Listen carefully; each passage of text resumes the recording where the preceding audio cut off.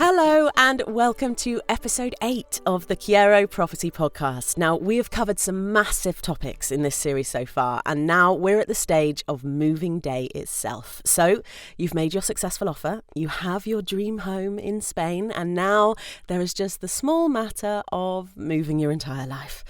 So, we are talking about physically and mentally preparing for that move. And joining me, I have just the people to help. From Younique Design's Organisational Expert, Julie Stevens is here. And from Calagran Four Paws, Lynn Russell will be talking us through moving home with a pet.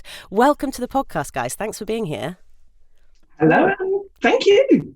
It's going to be so fun. These are such good and interesting and quite niche areas, so I can't wait to dive in. But if we start with just getting a little bit more information about what you both do. Julie, do you want to go first? What is Younique Designs? Okay, well, thanks for having me, Beth. Younique Designs started off back in 2007 as an interior design consultancy, and we've kind of spread the services over the years to take in professional organising and decluttering. And mainly because lots of my interior design consultants who wanted an amazing home that felt just right for them actually needed to do an awful lot of organising work and decluttering and tidying up and sorting things out and everything first off. So over the years, the business obviously developed. I became more interested in organisation as well and joined APDO, which is the Association for Professional Declutterers and Organisers, and then joined their board as head of professional development and training. And so just generally just doing lots of work at the moment with organising, helping people relocate within the UK, doing home staging, which is presenting properties for sale, getting them ready. And following it through really with unpacking services at the other end as well when they move into the UK or when they're moving more local to me. Oh my gosh. And do people just hear about your services and go, oh my God, I need you in my life? Because as you're saying that, I'm just thinking, oh my gosh, I didn't even know this was a professional service. That is the thing. APDO has been going for 16 years and people still think, oh my goodness, what on earth is that? How on earth is there an organisation, an association for professional organising and decluttering? And lots of people say that they need us, and they then have that whole imposter syndrome of, oh my goodness, well, I can't possibly pay somebody to help me to do this, because they feel that they kind of discredit themselves and they put themselves into the, I'm not worthy to have somebody help me on that. I should be able to do it. It's like, I should be able to design my own home. I should be able to do all of these things. Well, no, actually, you're not. Not everybody is blessed with being able to do those talents of doing those things, and we all have different backgrounds. So it's a real pleasure to serve people when they do need the help and when they ask for help, because you know that they're at that point of wanting somebody else in to help them. And it's not about just going in and saying, well, you don't need this, do you? And you don't need that, do you? Let's get rid of this. It's nothing like that at all. It's very, very gentle, very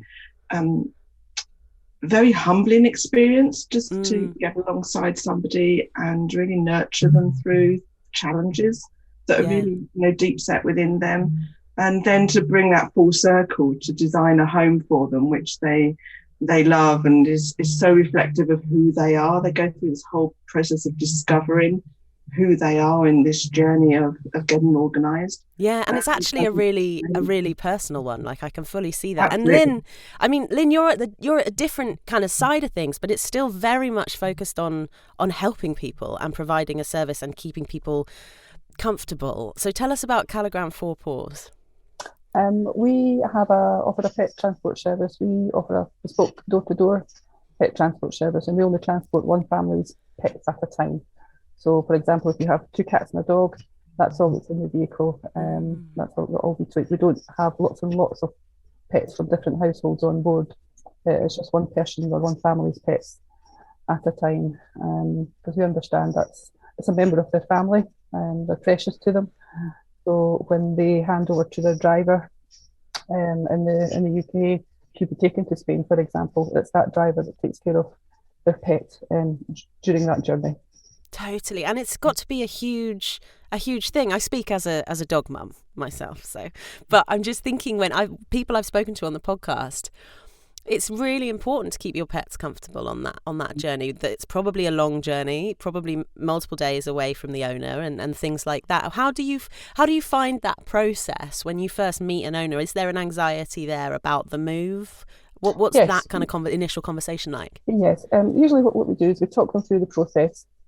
We let them know that we'll assist with the paperwork, because it's usually quite, they think it is complicated. To people who've never done it before, we talk them through what they need to do, so they're all prepared before the actual move, and we let them know what happens with their pet on the journey.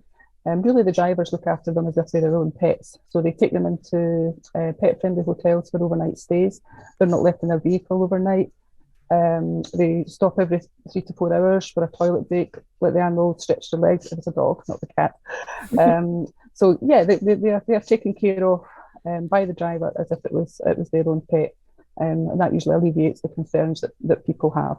They have contact with the driver during the journey. The drivers often send them little updates, little photographs of their pets on the journey, and that also helps to make them feel less anxious about the whole event. Yeah, absolutely. So what are those initial tips that you mentioned there, when someone kind of comes to you and you say that you provide just a little bit of initial information about what they want to do? If someone came to you and said, we're moving our whole life to Spain, we've got 2 dogs, where do you go with that conversation?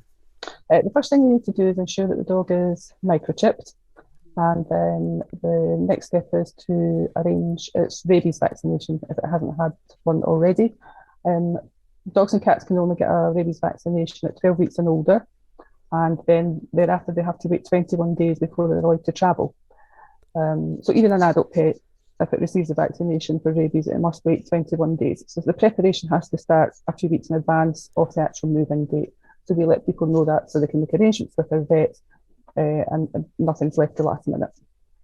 Yeah, totally. That makes absolute sense. And presumably, Julie, actually, preparation is a huge part of your advice too. Same question to you. If someone comes to you and says, we're moving, that upheaval is going to have quite a psychological impact, I presume. So is preparing for that in your hints and tips when you first start? Oh, absolutely. And I think the first thing that I say is start now. People just say to me, oh, when should I start? So start now. If you know you're going, even if you don't know the date, but if you know that you're going, start thinking about it now, because you're not going to want to take everything with you. And so I take clients through a process we call discard and donate. So there's a little bit of sorting things through, saying, well, I'm not going to need that, am I? And let's donate this. And yeah, it's start now, plan early, prepare, and then pack. Okay, that's good. That's really, really good advice. And how much of it is psychological? How much of actually the work you do with your clients is to do with headspace? Because I just feel like, even just from my own experience of moving home, it's a really good opportunity to get rid of stuff. But actually, it's difficult to do that. Yeah, the psychological thing, the attachment that we have to our things is enormous. And when you're moving overseas, there's that there's multifacets really to it, because you've got the excitement of the relocation, and we're assuming that everybody in the family is excited about the relocation to a certain extent. There may be somebody in the family who's not so excited about it. They're relocating, maybe leaving family behind. Maybe they're relocating because of their partner's changing job and it's all an exciting thing. Maybe they're relocating because they want a better lifestyle for themselves. They may be relocating to retire. There's so many different reasons why. And when you've been living in one place and in one country for most of your life, and then you decide to relocate somewhere, whilst there's been a lot of preparation and mindset going on around it, you're excited about the change. When it actually comes to it, those final weeks and months of planning and preparation and thinking about the packing up and finally handing back the keys to your rented home or your home to the estate agent, there's a lot of anxiety around that for lots of people. Other people breeze through it totally, and it's just all excitement to them, and they're so excited about everything that they just pack one suitcase and off they go. Totally. So everybody is different. And it's about recognising that difference, isn't it? And it's presumably about really getting to know your clients and really understanding, what that process looks like. And probably, I imagine, if my partner's anything to go by, partnerships are quite different. If you're moving as a couple, then the way that you handle that as a partnership is quite different.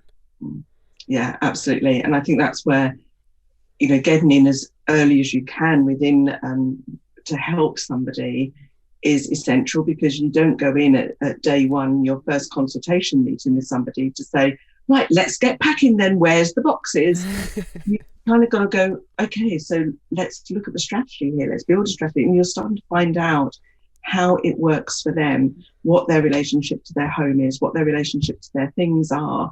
And then you can start to make those gentle suggestions and give people some homework to do, if you like, and until next time that you meet. But it's always pointing out some of the very logical things that you need to do to prepare. And I always kind of say there's the practical things that you need to think about, there's the legal things that you need to think about, and then there's the sentimental things that you need to think about. And each of those have their own little hurdles as we're guiding people through the whole packing up process. Totally. And what's interesting is that pets actually straddle that.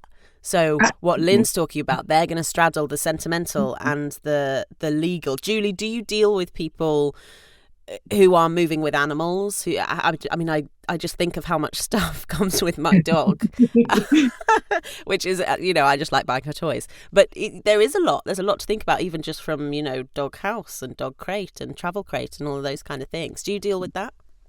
Yeah, I think I've not personally worked with a family that have had a dog or a cat going overseas. I'm a cat owner myself, so totally get that, moving an animal overseas is a real challenge for people. And like you, Beth, you understand that whole dynamic of the fact that, this is a member of your family that's going to be transported without you.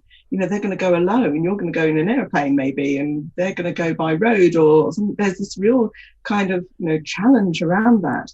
And I think it's around just understanding, separating out really their things, so that some of their things travel with them.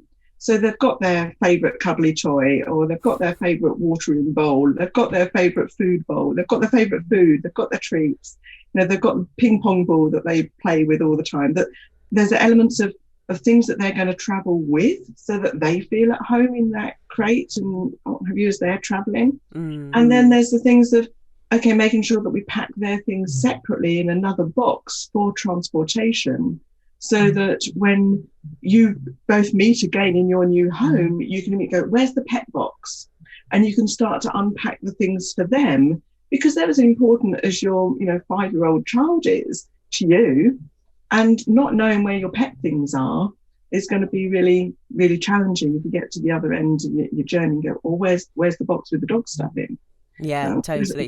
Where's the favourite dog lead? Oh my goodness, I must have a spare dog lead as well, just in case something does happen, because his favourite dog lead is going to be with Lynn's company, transporting them. Yeah, totally. And Lynn, does that ring true? Is that how it works? Do they travel with any of their stuff? What does that work? Yes, we provide the transport crates, but we are quite happy to take. We've transported cat scratching posts, little covered litter trays. So yeah, the animals' belongings, we say their luggage. We can transport that. Dog beds, yes, anything that we can assist with the customer, we can take with the pets. I'm so glad that other pets come with luggage. I was really worried it was just mine. So this is good. This is just alleviating some worries. And Lynn, I wanted to ask, because Brexit has come up a few times on the podcast, and sometimes it's made a colossal difference and sometimes it's made no difference at all. So I'm interested to know, did the laws surrounding pet passports change? Yes. Pet passports that have been issued in GB, Great Britain, are no longer valid for travel within the EU.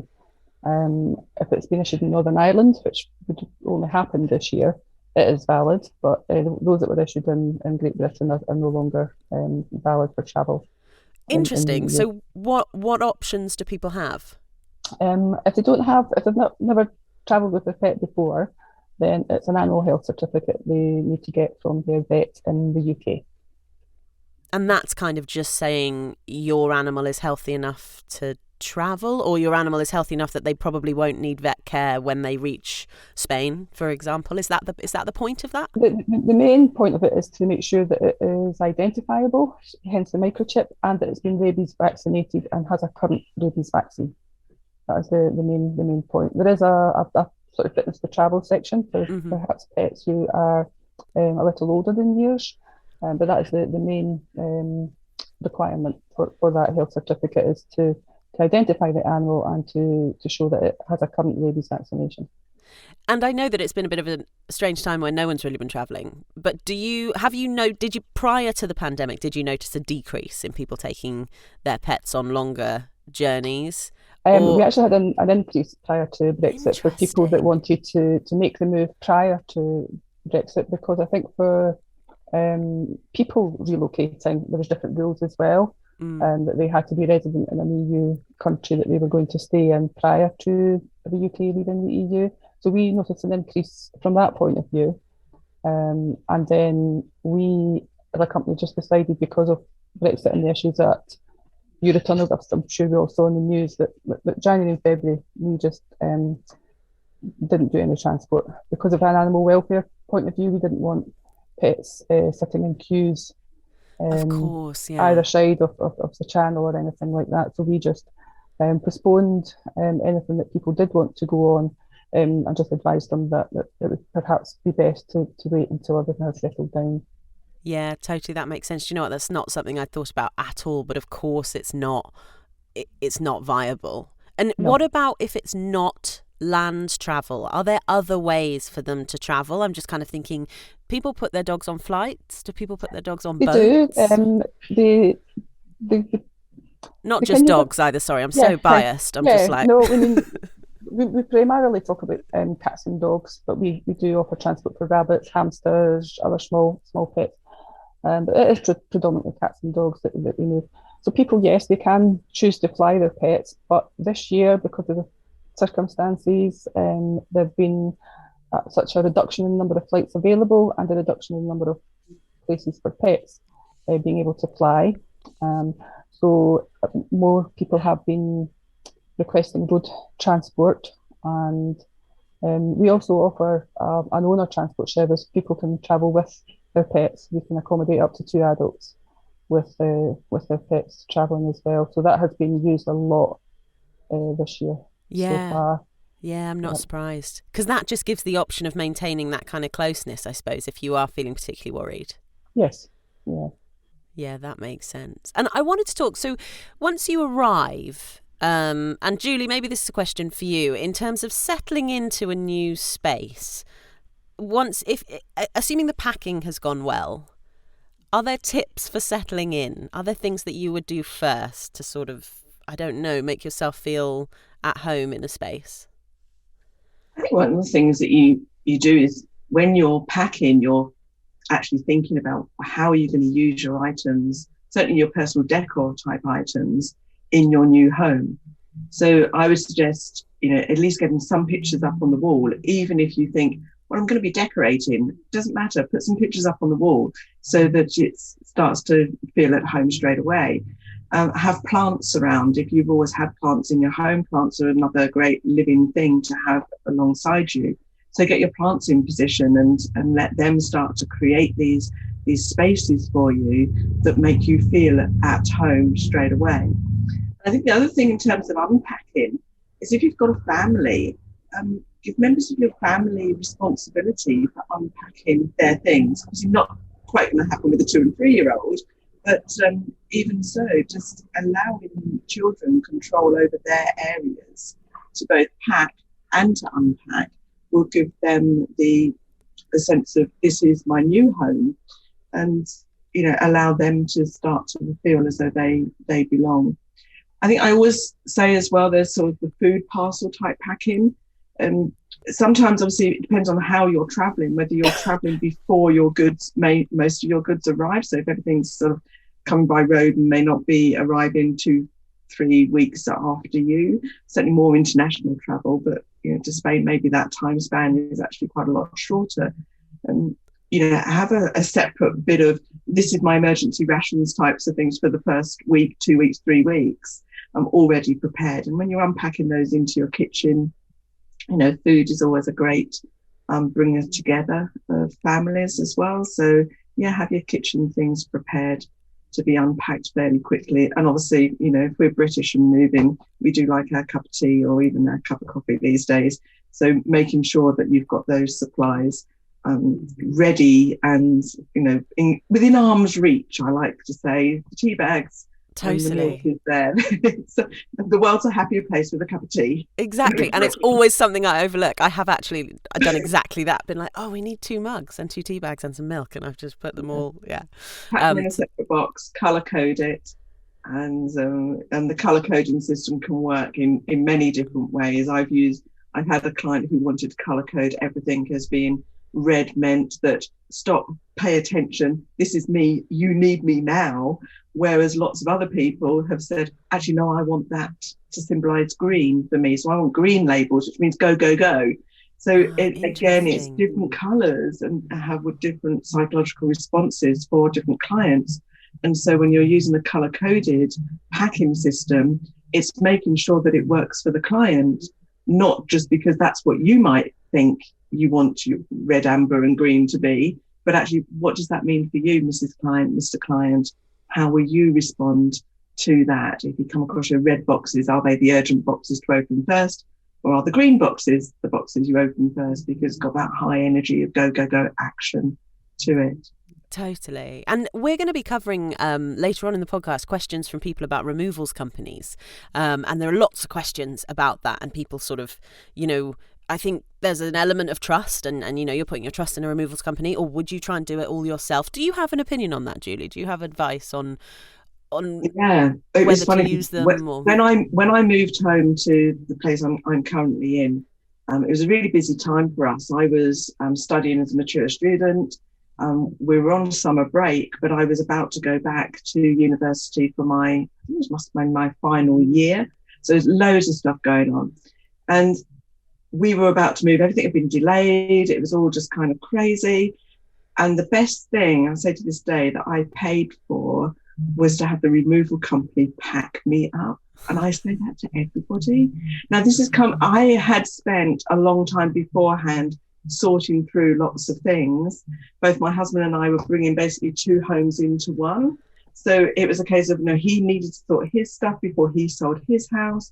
I needed to sort a lot of my stuff that we didn't need in our new married home. And so we'd done a lot of the sorting. So I knew then that I could have these like half dozen guys appear in my house and pack everything up for me. But I had a clear system of how I wanted it done. And I didn't let anybody near my knicker drawer. And that was, there were some things you don't let. Sure. Yeah, no, sure. Very sensible. But yeah, to be honest, a lot of other people would say, no, do it yourself. But actually, it's so stressful. And if you're trying to, still, run a home, you've got young family, you've got jobs, and, trying to pack up is, it's incredibly hard for a lot of people, and they don't always know how to pack. Mm-hmm. So are you protecting things and making the best use of the space that you've got? Because you're paying for, cubic capacity on how much you're transporting. So the idea is to, that whole discard and donate service that we look at is about decreasing the amount of things you're going to actually be packing, because then it will help to decrease the cost of your relocation.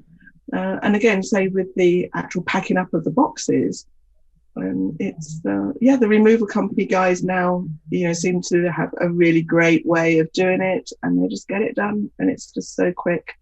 And all you need to do is provide them with tea and biscuits. Yeah. Tea and biscuits, crucial. It's what we're learning. Crucial at every stage. But what I did want to ask, Lynn, is that anxiety that we've discussed in moving, do you find that it ever bleeds over to the pets? Do you find pets specifically anxious? Do you notice a real difference in personality, I suppose, for want of a better word, between different animals, and how do you cater for that? Usually the humans are a lot more anxious than the pets. But we do understand that. We understand that part of the service we provide is to try and alleviate that anxiety in the owners. The pets, usually once the vehicle gets underway, the first 5 minutes they might be a little bit vocal, but usually they just settle down. I have been known to sing to the dogs or cats when I'm transporting them. I'm not sure if that's the quiet because that helps, but just talking to them. Our drivers really are a great bunch, and they do take such good care of the pets, and they perhaps don't sing to them, but talk to them and just help them settle down. So we do find that it's the owners that are more anxious than the pets. It's helpful if owners give us a bit of a background to their pet. All pets are different. They have different characters, the same as their owners. So a bit of a background and what their likes and dislikes and commands that they have or things they like to play with that you mentioned, Julie. That's really helpful for us, and we can use that on the journey to make the pet feel more comfortable. Totally, yeah, that makes absolute sense. Can I ask, what do you sing? Is it pet themed? Is it animal themed? Whatever on the radio. I love that. I love that. I like the background music to assist me, which is probably a better thing. But I think just hearing a voice from the whoever's taking them, driving them, I think that can reassure the pet. It's something soothing, I would say. I wouldn't put any rock songs on. Totally. To sing for that particular journey. That makes sense. And I forgot to ask earlier, but we've discussed a lot coming specifically from the UK. Yes. We've had listeners of this podcast who are all over, and we've had guests who are from all over. So I'm always conscious in just talking about, is there different rules? Is it something this might not be kind of within your remit, but is it different from different countries? Some of the rules. I predominantly know the rules for the UK, as you can imagine. Yeah. But for example, if you're coming back, I know your show is for people moving out to Spain, but it does help if they have to come back for a reason. They want to bring a pet to have this knowledge. Or if they're going to be, one of the people in the family is still going to be coming back and forward to the UK for any reason. If you're going to do a lot of pet travel or travel with your pet, if you're going to an EU country, getting an EU-issued pet passport is very handy to have. So that's one aspect. If you're moving to Spain from another country, such as the US, Australia, New Zealand, Asia, the document that you will need is different to what you would use in the UK. It's a non-commercial annual health certificate, which will be issued in the country of origin. It's sometimes called an Annex 4. Different companies have different, or different countries have different terminology for it, but it is another annual health certificate from that country of origin. You just have to check the rules in the country you're going to. And generally, would you say there are professionals like you in each country that it is worth seeking out and asking? Because I think my worry is always that I Google it and then misread, and then suddenly I'm at customs, and so I don't know, that's just my anxious brain saying that something's going to go wrong. Yeah, we offer a document checking service. If people book with us, we check their documents prior to the journey. So we assist them and tell them what they need to do to prepare the pet, and then we ask them to send the vet's documents to us so that we can check them for compliance. So vets are excellent. There had just been the odd thing that we've picked up on, because we see these all the time, that they've had time to then go back to the vet and have amended, and they're all good to go at the border. So yes, the same would be true if you're coming from another country. A pet relocation company would be advisable. It's just fantastic. It's a whole world that, probably because I've not been in the situation, but I just don't realise that these things exist, and I don't realise the power of outsourcing. If you can, get the professionals in to help you with these things that are a bit of a minefield for yourself. And I think just saying that what's interesting is once you realise that, I just think there's so much confidence that can be gained from asking people and from listening to this podcast, but from really finding out from the professionals. And presumably people get a lot more comfortable, Lynn, once they've spoken to you and they know everything. That's when you can really progress. Yeah, I mean, it's the last thing they want to do is turn up at an airport or by whatever means they're moving to get to the border check and the paperwork not be correct. It's a thing that can go wrong quite easily. So to have it checked by someone with experience is very much advisable.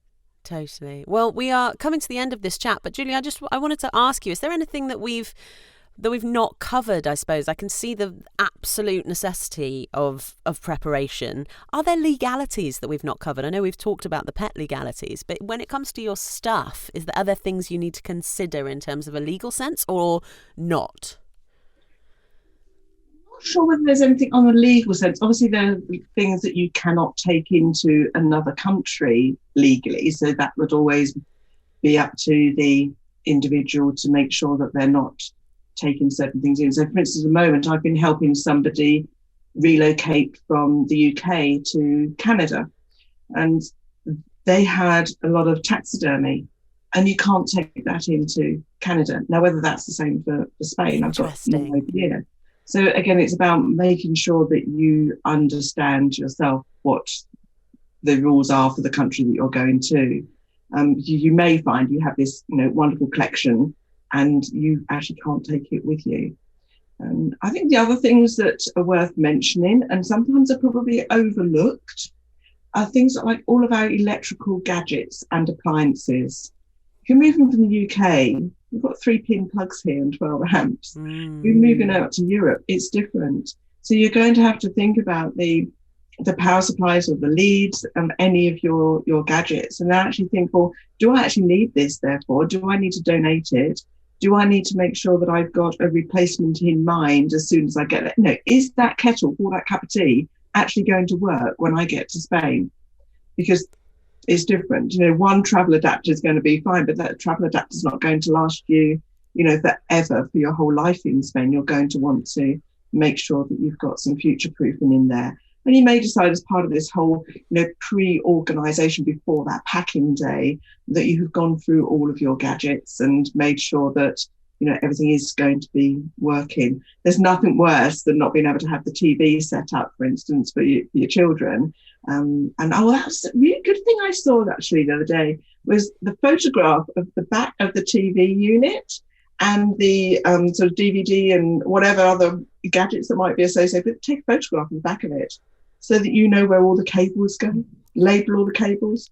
Really, I thought that could be quite useful for somebody when you're packing all that up and making sure you label up all your cables. But yeah, make it just be aware of what you're actually going to need. You're charging things for your phones and for your computers and everything, just making sure you've got enough adapters that'll see you through, but equally don't necessarily take an appliance with you. If you very rarely use it, why take it with you? You might as well just buy another one if that's what you do need. Totally. And just assessing what you need and what you use, and being really brutally honest with yourself. Is there something in buying new things as well? I wondered if that played a part in settling in, because I'm always the first to, pop to a shop and buy myself new bedding or something that's quite homey, I suppose, something that makes me feel comfortable. And actually that new purchase is part of the settling in. Or do you try and dissuade people from, once they've got rid of some stuff, don't go and buy loads more? Well, there is that, and it's a fine balance. Obviously, I think there are things that, if you've got your favourite throws, you've got your favourite candles, and you may well be buying those to take with you because you don't know whether you're going to get them when you get there. So again, there are those things, the creature comforts that we have. I always, sort of say, well, have other living things in your home. So plants are one of my big go-tos. I think it is down to personal choice and how somebody's going to react. I think it's quite nice to have something local in the home, and that could just be the door number on your apartment or on your villa or something. That's nice. Just don't have that made by a local craftsperson, and that immediately brings that, this is made, you're engaging them with the people in the community that you've moved into. So just having a new door number on the house can make a huge difference when you're getting to home and welcoming you home. Yeah, totally. That makes absolute sense. And Lynn, same question really. Is there anything that we've not considered when it comes to moving with your pet or transporting your pet that you can think of?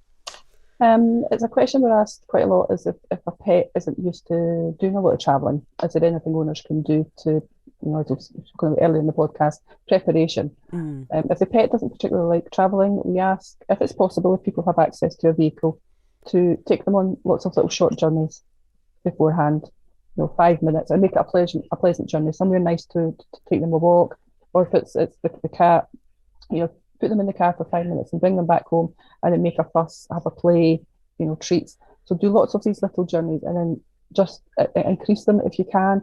It just gets the pet used to the crate, used to the movement of a vehicle.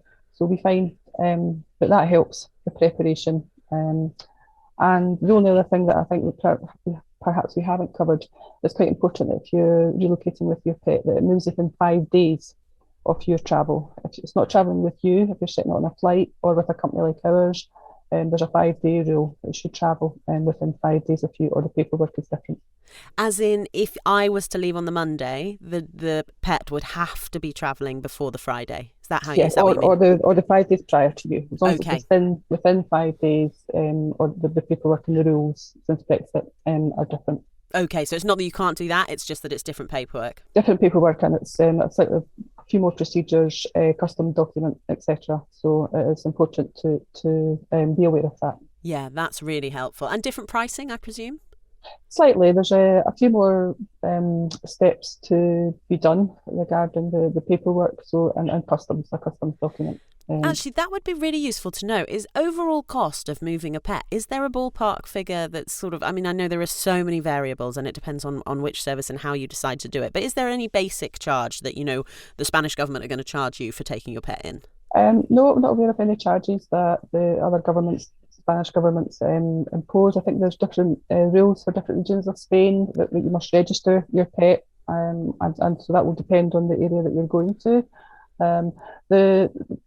The costs involved are getting the animal prepared by the vet. I think the health certificate costs about £120. Yeah.